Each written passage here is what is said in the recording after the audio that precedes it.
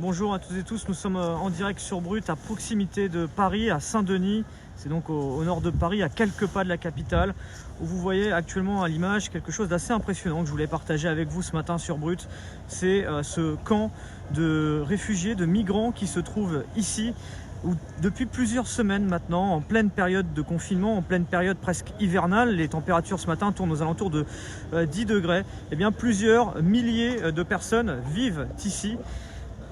Et ce camp est actuellement en train d'être évacué à l'instant, progressivement. Vous voyez donc l'appui des pompiers, des sapeurs-pompiers de Paris qui interviennent aussi en petite couronne, et les gendarmes qui procèdent donc à l'évacuation progressive. Il faut savoir que ce sont près de 3000 personnes qui se trouvent ici ce matin et qui vont être évacuées dans les prochaines minutes.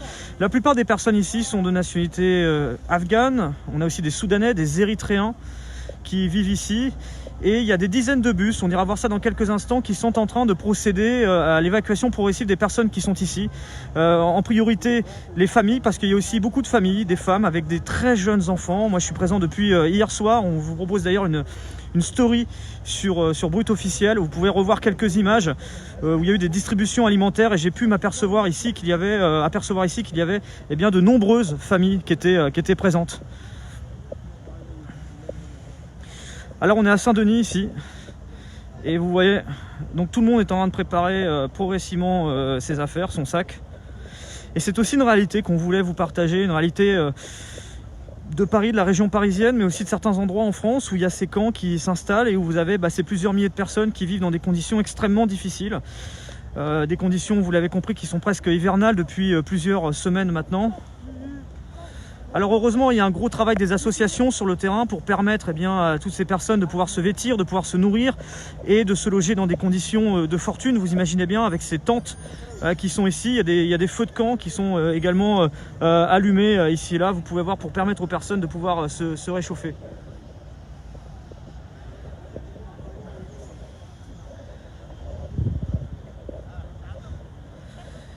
Et quand je vous dis qu'il y a un gros dispositif au niveau des forces de l'ordre, ici vous avez donc plusieurs centaines de policiers qui sont mobilisés depuis ce matin.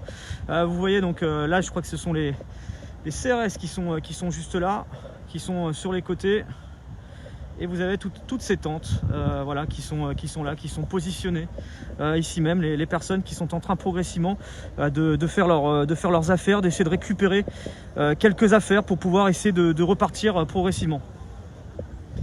Repartir progressivement où? C'est la question que vous posez, je le vois dans les commentaires. Alors en fait, il faut savoir qu'il y a plusieurs dizaines de cars, je vais vous montrer ça dans quelques instants, qui ont été mises en place pour permettre à toutes ces personnes qui sont ici d'être évacuées. Alors dans des solutions extrêmement provisoires, la plupart du temps ce sont dans des gymnases d'Île-de-France. Ça veut dire qu'il y a des gymnases qui sont réquisitionnés, là où normalement vous allez faire votre sport, etc. Bon, en ce moment c'est fermé, et du coup ils sont réquisitionnés pour accueillir plusieurs centaines de personnes. Alors c'est plusieurs dizaines de centres au total, parce que vous imaginez bien, 3000 personnes, elles ne sont pas toutes mises au même endroit.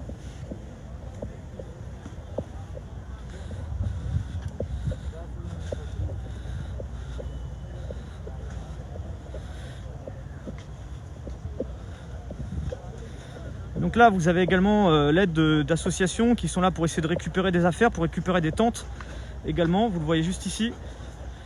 L'idée, c'est vraiment d'essayer de récupérer le maximum de matériel qui pourrait même par la suite servir à d'autres personnes, parce qu'il faut savoir que ces opérations qui se déroulent ici, elles sont malheureusement extrêmement fréquentes.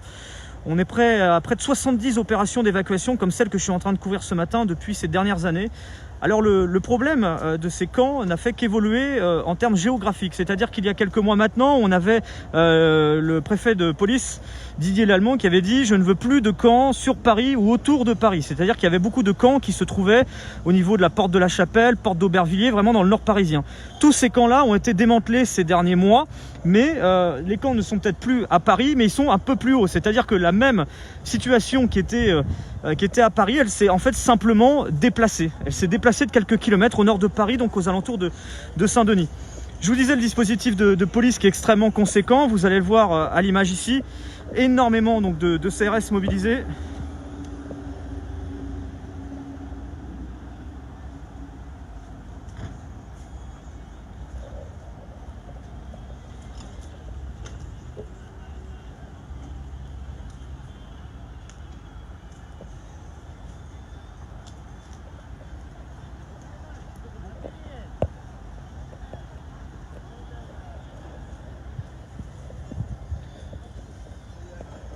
beaucoup de personnes.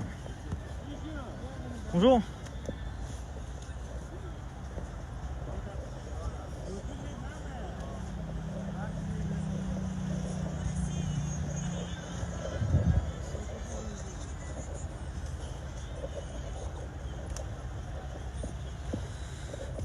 Donc là, les associations qui essayent de récupérer un peu de matériel, vous voyez, parce que ces tentes-là, elles peuvent aussi être utilisées dans les prochaines semaines, dans les prochains jours. Parce qu'on connaît malheureusement la répétition de ces situations. Ce camp va être évacué, mais vous avez certaines personnes qui vont revenir parce que les solutions d'hébergement provisoire vont être extrêmement provisoires. Pour d'autres, elles ne sont pas forcément éligibles à pouvoir rester en France. Alors certaines personnes, pas mal de ces personnes peuvent bénéficier du droit d'asile, notamment par rapport aux conditions dans leur pays. On pense notamment à la situation en Afghanistan. Il faut savoir qu'il y a pas mal d'Afghans qui sont présents sur ce camp, dont certains qui ont la possibilité de pouvoir régulariser leur situation. Mais vous avez aussi d'autres nationalités pour lesquelles c'est beaucoup plus compliqué. Alors quand je vous parle de réfugiés, il n'y a pas que des réfugiés. Vous avez aussi, on est en Seine-Saint-Denis, on est malheureusement dans un département où le taux de pauvreté est extrêmement important. Et vous avez aussi pas mal de personnes de toutes nationalités qui sont présentes. Il y a aussi quelques Français qui sont là, ici, ou dans les alentours.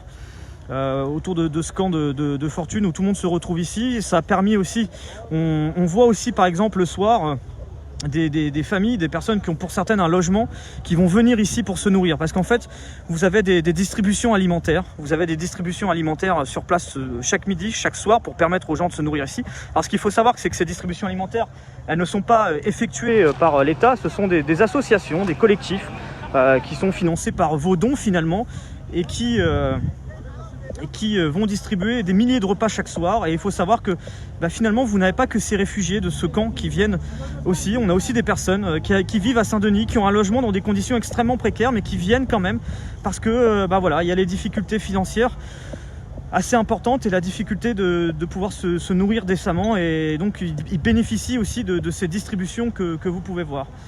Alors voilà, ces images, elles sont actuellement en direct, elles sont assez impressionnantes, clairement. C'est vrai que c'est une réalité qu'on peut parfois ignorer, mais qui est à montrer aujourd'hui. On voulait la partager avec vous, vous montrer ce que vivent également plusieurs milliers de personnes en cette période, comme je disais, presque hivernale. Il fait aux alentours de 8-9 degrés ce matin. J'ai passé une partie de la nuit ici parce que j'ai fait une story sur Brut officiel. Vous pouvez retrouver sur le compte Instagram de Brut quelques images que j'ai pu filmer tout à l'heure.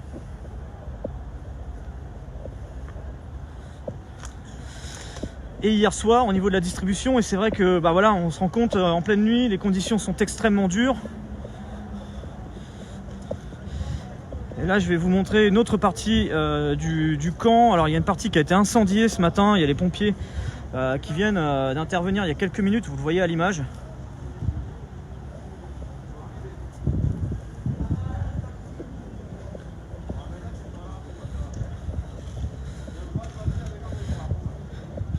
Et donc là je vais vous montrer un peu toutes les milliers de personnes qui sont en train d'attendre. C'est-à-dire que là ici on est vraiment au niveau du parvis, et ce que vous pouvez voir à l'image, ce sont toutes ces personnes qui sont en attente. Voilà, ils ont leurs affaires, leurs sacs, et ils sont ici en attente de pouvoir être évacués dans les prochaines minutes, dans les prochaines dizaines de minutes.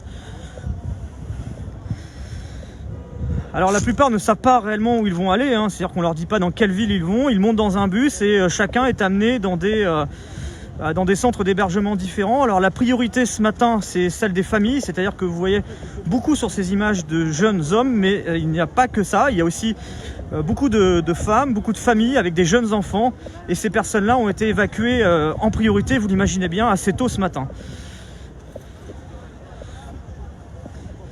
Les forces de l'ordre que vous pouvez voir ici à l'image, comme je vous disais, qui sont extrêmement mobilisées, avec l'appui des sapeurs-pompiers de Paris également, qui ont éteint plusieurs départs de feu, certains départs de feu qui étaient mis en place ici simplement pour permettre à ces personnes de se réchauffer et de tenir.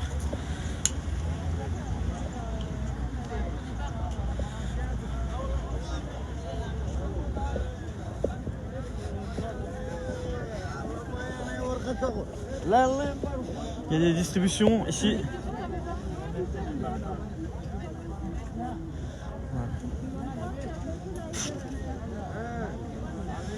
Bonjour, je suis journaliste, je peux vous poser une ou deux questions?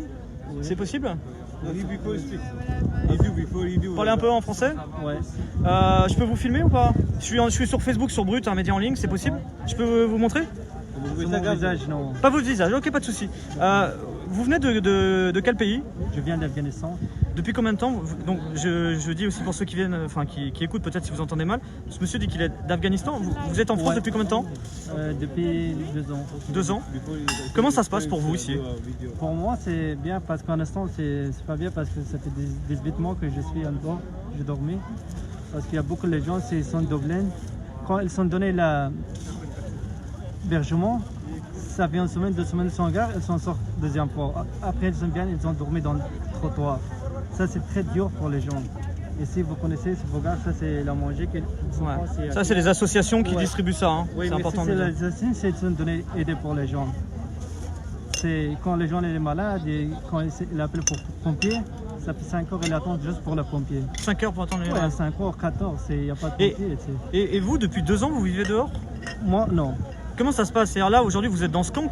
Ces 2 dernières années, ça s'est passé comment pour vous? Pour moi, c'est comme l'autre gens. Regarde, c'est tous les gens, c'est comme ça ici. Moi aussi, comme ça. Moi aussi, je travaille. J'ai un contrat CDI. J'ai pas de logement. Comment je fais? Donc là vous allez être évacué là? Ouais. Vous savez où vous allez? Moi, ça, je sais pas. Vous ça, savez je pas? sais pas que je pars où. Après, moi, je travaille dans Paris. J'ai un contrat CDI pour tout le temps. Je travaille dans restauration. Ouais, là c'est compliqué en ce moment avec. Parce que j'ai pas d'hébergement. Je dormais ici, dans le trottoir, avec notre légion. Ouais. Donc là, vous allez être évacué et c'est la première fois que vous êtes évacué? Vous avez déjà été dans des camps où on vous évacue et vous savez où vous allez? Non, c'est la première fois. Première fois? Ouais. Je sais pas, moi, je crois que c'est le Mumbai dans Paris. Ouais. C'est pas grave, dans le quartier Paris, c'est pas grave parce que chaque jour, je rentre mon travail. La soir, c'est 22h. C'est le dernier travail, je pars chez moi. Là, c'est quoi votre sentiment ce matin là?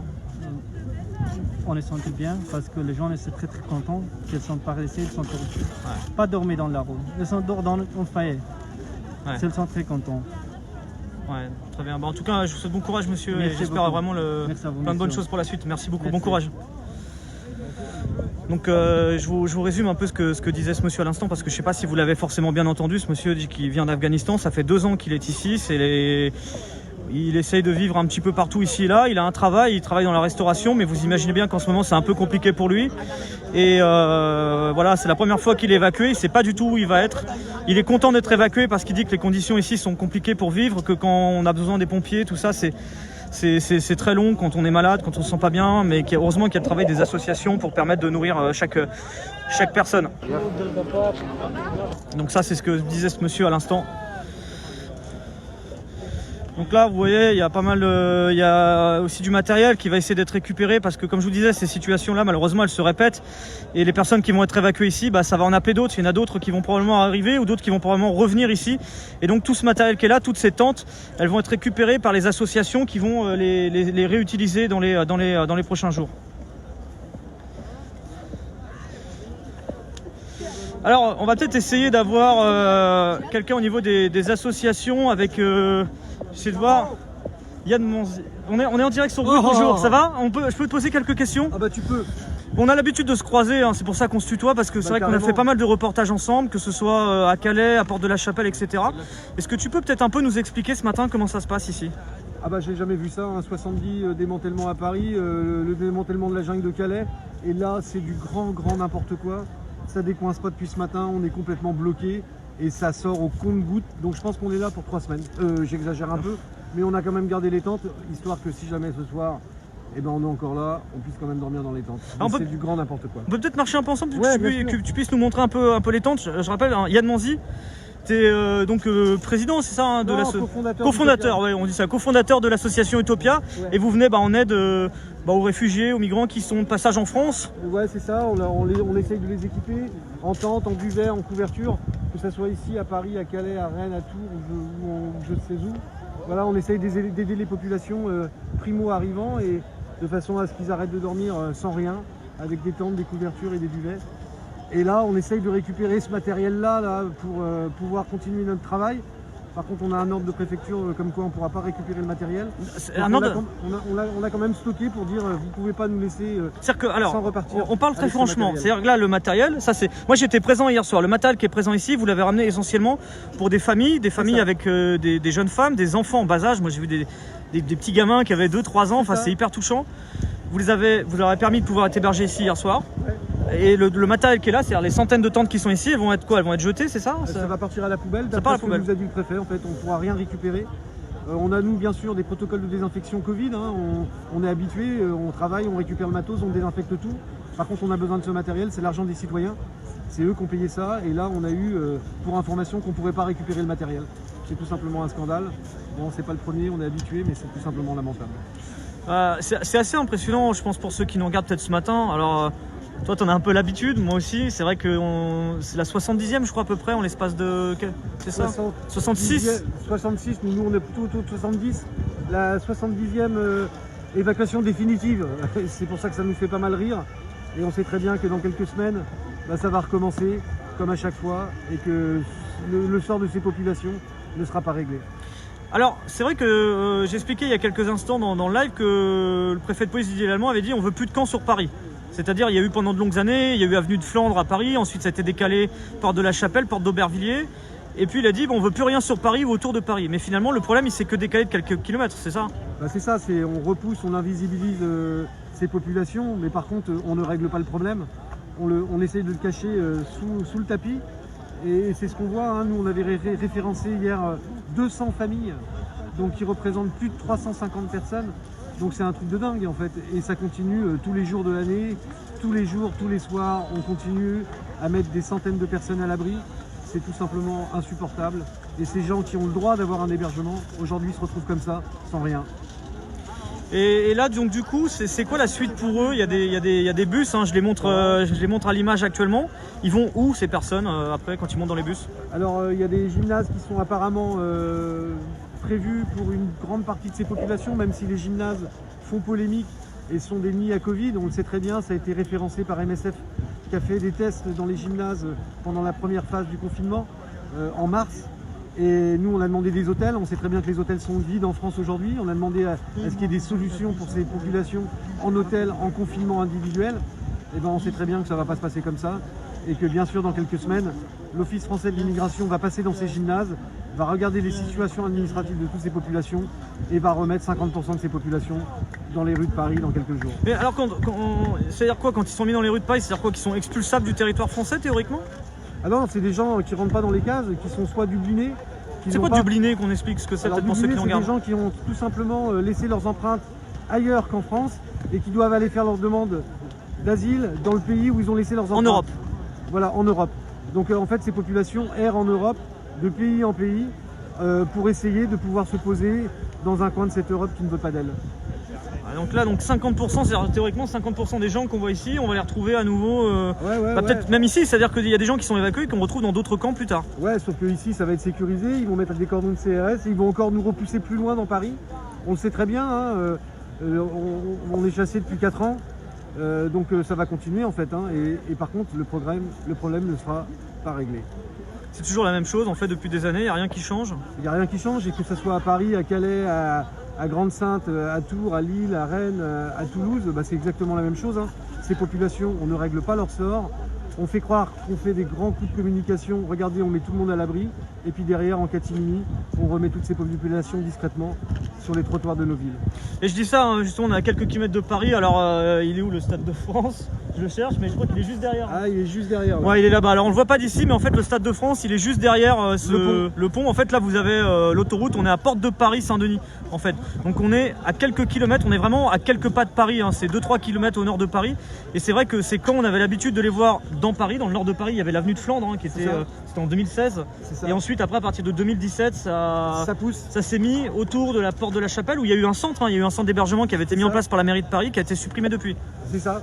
Et nous, ce qu'on voit et ce qu'on vit depuis 5 ans, hein, et qu'on est sur Paris, c'est tout simplement que ces populations, comme à l'époque des populations roms, on les repousse en dehors de Paris. En fait, ils font exactement le même schéma, hein. C'est pas comme si que c'était pas, ils sont pas dans l'inconnu, hein. Ils reproduisent des choses qu'ils ont déjà fait il y a 20 ans. C'est-à-dire qu'on repousse toutes ces populations en périphérie de Paris pour pouvoir dire regardez, il n'y a plus personne. Sauf que la réalité, c'est qu'ils sont là. C'est principalement aussi les gens qui sont là depuis des mois et des mois, hein, qui n'ont pas d'hébergement. Il y a des gens qui sont sur ce campement qui sont là depuis 5 mois. Donc en fait, il n'y a pas de solution pour une partie de ces populations, tout simplement parce qu'ils ne rentrent pas dans les bonnes cases. Et qu'est-ce que propose aujourd'hui la France à ces personnes qui ne rentrent pas dans les bonnes cases? Les trottoirs de nos villes, que ce soit des femmes, des bébés ou des enfants, c'est exactement la même chose. Ça continue et ça ne va pas s'arrêter. Il y a combien d'enfants ici qui sont présents sur le camp, on sait ça? Ah bah là sur le camp, je crois qu'on était en référencement à 170 enfants. 170 enfants, ouais. Et souvent des très petits. Hein. Ouais, on a beaucoup d'enfants en bas âge, de femmes enceintes aussi. Donc en fait, on a vraiment une population très vulnérable. Hein. Utopia, nous, on référence toutes ces familles tous les soirs. Et c'est des dizaines de familles tous les soirs qu'on référence. Et là, ça a vraiment grossi, quoi, en fait. Hein. On est passé, pour ce démantèlement, à plus de 200 familles accompagnées sur le campement hier soir, de façon à essayer de pouvoir profiter à une mise à l'abri provisoire. Alors, il y a la Fondation Abbé Pierre, il y a quelques jours, qui a sorti ce chiffre que le nombre de SDF a doublé quasiment sur la dernière décennie. C'est une précarité que vous voyez augmenter au travers tous vos déplacements, tout ce que vous faites sur le terrain. Vous l'avez remarqué ces dernières années? Tout à fait, hein, ça faisait des années, ça fait plus de 15 ans, je crois qu'on n'a pas réévalué les chiffres des populations à la rue. Les chiffres de 300 000 personnes de la Fondation l'Abbé Pierre, je pense qu'ils sont bons, peut-être même sous-évalués. C'est une réalité, hein, que ce soit nos concitoyens suite à la crise du Covid qui se retrouvent sur les trottoirs de nos villes ou les populations exilées, on voit que ça grossit d'année en année. Et jusqu'où en fait, jusqu'où ça va aller et jusqu'où on va laisser ces personnes vivre dans cette insalubrité pendant cette période d'épidémie, parce que n'oublions pas quand même qu'on est en période de pandémie et ces populations devraient être tous mises à l'abri. Imaginez bien que c'est quand même ces populations qui sont les plus vulnérables et qui sont laissées totalement à l'abandon depuis des mois et des mois et des mois. Bah merci beaucoup en tout cas pour votre témoignage en direct sur Brut et de nous avoir un peu contextualisé cette situation. Je rappelle donc cofondateur d'Utopia. Utopia 56. Utopia 56, assaut de terrain depuis des années qui vient justement en aide tous ceux qui se trouvent dans ces situations qu'on voit aujourd'hui. Merci à toi Rémi, merci d'être là et d'être tout le temps là en fait. Bah merci beaucoup, bonne journée. Voilà, si vous nous rejoignez, on est en direct sur Brut, hein, vous voyez, donc actuellement on va faire un petit point sur la situation, vous montrer un peu où on en est. Vous voyez, si vous nous rejoignez, c'est des images assez impressionnantes qu'on vous propose ce matin, qui sont malheureusement une réalité de ces dernières années à Paris, région parisienne, mais aussi dans d'autres villes de France, où vous avez ces camps qui s'improvisent avec essentiellement des réfugiés, des migrants qui sont ici et qui vivent dans des conditions extrêmement compliquées, sous des ponts, sous des autoroutes, parfois aux portes de Paris, même parfois dans les rues de Paris. Je disais en 2016 par exemple, on avait eu plusieurs camps qui se trouvaient même à l'intérieur même de Paris, dans des rues parisiennes. Voilà. Et donc là, on est vraiment à l'intérieur du camp. Vous voyez, il y a plusieurs feux de camp qui ont été allumés. Je ne vais pas vous cacher qu'il fait un peu froid ce matin. Voilà, il fait un peu moins de 10 degrés, donc c'est assez frais, on va dire clairement. Et donc il y a quelques feux de camp qui ont été allumés, dont certains qui malheureusement n'ont pas été maîtrisés et qui du coup ont incendié même parfois les tentes qui pouvaient se trouver là. Et vous avez les pompiers qui sont d'ailleurs en train d'intervenir ici pour éteindre les quelques feux qu'on peut voir ici et là. Donc là c'est la brigade des sapeurs-pompiers de Paris, la BSPP, parce qu'on est dans la petite couronne, c'est-à-dire en fait les sapeurs-pompiers de Paris interviennent à Paris dans les 22 communes autour de Paris, dont Saint-Denis qui est vraiment une ville frontière avec Paris. Hein. Et donc là, depuis tout à l'heure, vous avez les pompiers qui interviennent sans cesse pour éteindre ces feux, dont certains qui ont pris une envergure assez importante, parce que malheureusement, la propagation, elle est assez rapide, parce que vous avez beaucoup de déchets au sol, et voilà, un feu de camp qui au départ est là pour réchauffer quelques personnes, parfois prend une envergure assez importante.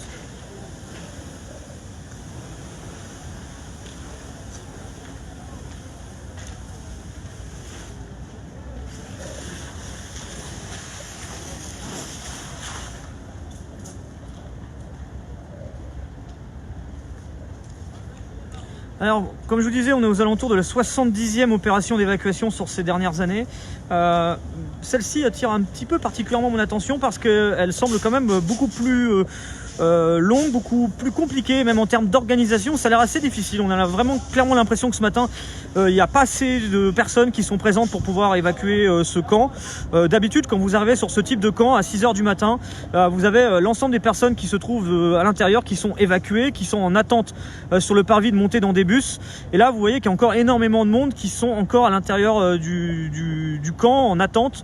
Et les évacuations sont extrêmement longues, hein. Beaucoup plus longues que d'habitude. Des fois, je veux dire, normalement à 8 h du matin, c'est quasiment terminé.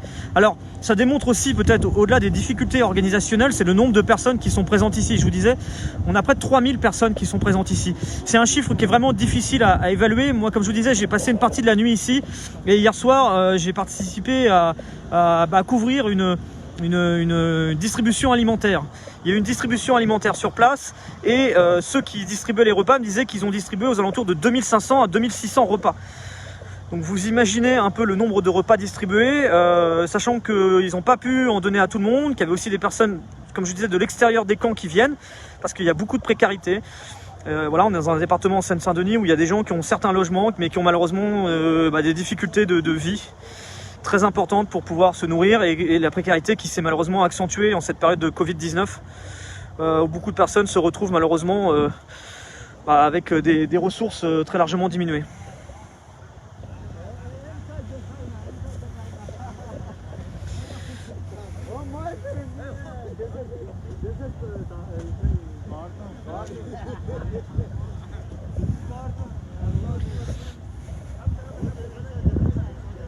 Donc ce camp, on va vous montrer un peu au-dessus comment ça se passe.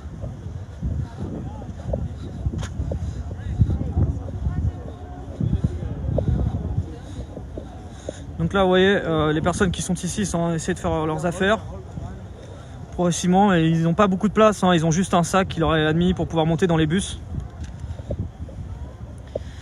Et ici vous allez voir le dispositif au niveau des forces de l'ordre qui est très conséquent, hein. Malgré tout, c'est-à-dire que l'ensemble du camp est bouclé, hein. Les personnes qui se trouvent ici n'ont pas le droit de sortir. C'est-à-dire que là, vous voyez, vous avez plein de personnes qui sont là en attente, qui ne sont pas pour l'instant évacuées, mais qui sont juste là. Bloquées parce qu'il y a une sorte de nasse géante qui est ici. Et vous pouvez voir notamment donc, avec les forces de l'ordre qui se trouvent ici même.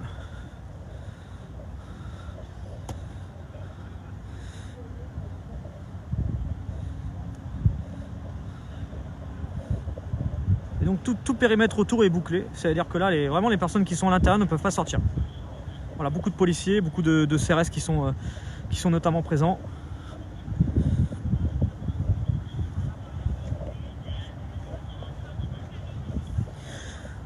Moi je vous demande juste un truc s'il vous plaît dans les commentaires, c'est d'être respectueux. On a le droit d'être en désaccord, on a le droit d'avoir des visions de la société qui sont l'un et l'autre totalement opposés, mais s'il vous plaît, gardez le respect des êtres humains qui sont ici, gardez le respect des personnes. Chacun a le droit d'avoir son avis, mais s'il vous plaît, pas de commentaires racistes, pas de commentaires irrespectueux vis-à-vis des personnes. Je pense qu'on peut s'exprimer, on peut dire les choses sans forcément parler n'importe comment. Donc voilà, je vous prie de garder cet espace des commentaires le plus bienveillant possible parce que je le dirai toujours, tout ce qui est commentaires racistes ou autres, ça n'a pas sa place ici, ça n'aura jamais sa place ici, ni ailleurs d'ailleurs. On a le droit d'être en désaccord, on a le droit de dire des choses, mais on le fait dans le respect des uns et des autres et surtout dans le respect des personnes.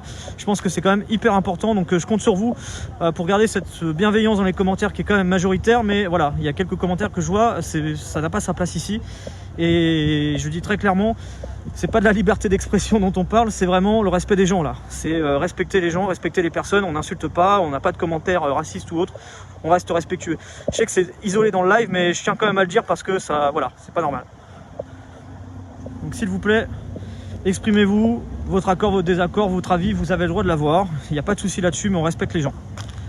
C'est la base et je vous le demande vraiment le plus sincèrement du monde. Voilà, respect de l'être humain, c'est très important. Et je vous prie vraiment de l'avoir parce que voilà, les conditions ici sont vraiment très difficiles en plus pour les gens qui sont là. Vraiment, moi j'étais vraiment marqué par ce que j'ai vu ici. Vous imaginez bien, enfin votre vie, vous vivez dans une tente. Il fait froid, il n'y a pas grand chose à faire, vous avez à peine de quoi vivre. Heureusement, il y a des distributions des associations pour les tentes, pour les produits d'hygiène aussi. Il faut savoir que comme il y a des c'est ce que nous disait Yann Manzi il y a quelques instants, il y a environ 150-180 enfants qui sont présents sur place.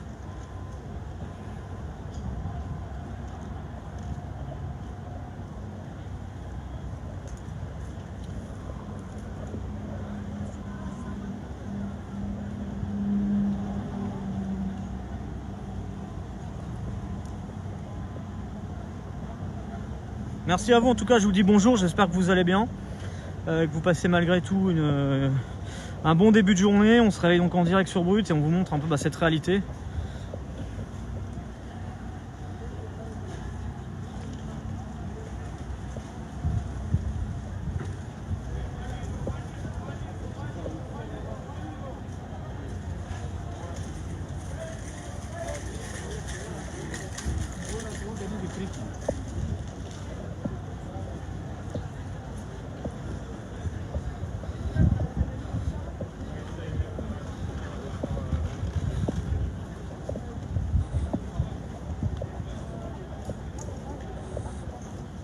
Alors ce qu'il faut savoir, c'est que les personnes qui sont ici, elles vont être évacuées dans des gymnases d'Île-de-France, alors qui en plus pour l'instant sont fermés en raison de l'épidémie de Covid-19, parce que avec le confinement il n'y a plus de sport individuel, sport collectif.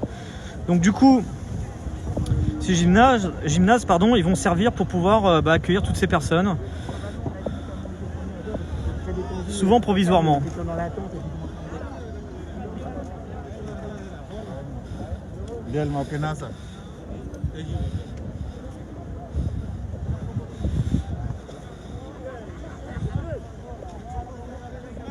Bonjour à vous, j'espère que vous allez bien malgré tout. Alors aujourd'hui on suivra potentiellement, je ne sais pas si on sera en live ou pas, ça dépend bien évidemment de la mobilisation, mais il y a une mobilisation devant l'Assemblée nationale contre le projet de loi sécurité globale qui passe aujourd'hui à l'Assemblée. Et donc il y a un rassemblement en fin de journée, donc peut-être on sera en live sur Brut, donc je vous invite à activer les notifications. Il n'y a vraiment rien de sûr du tout, mais activez les notifications, vous avez le bouton en bas à gauche pour le faire, enfin en bas pour partager le live, mais aussi pour activer les notifications sur les prochains lives, ou l'application Brut qui est gratuite sur App Store ou Android.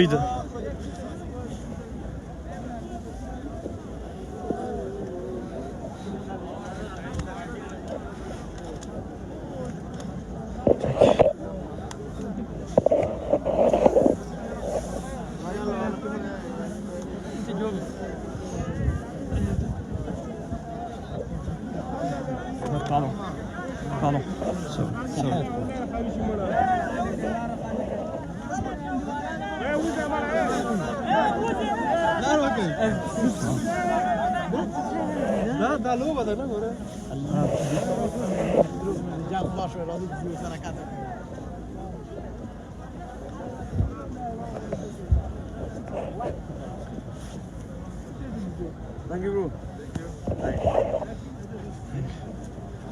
Alors là voilà, vous avez toutes les personnes qui sont ici, qui sont en attente pour monter dans les bus. Pardon.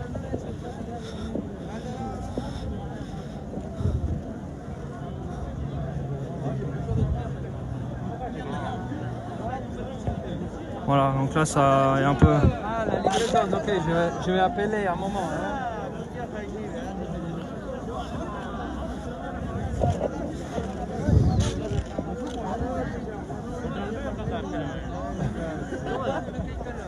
Donc voilà, il y a les bus qui sont ici, vous voyez les bus qui sont là, il y a les personnes qui montent à l'intérieur.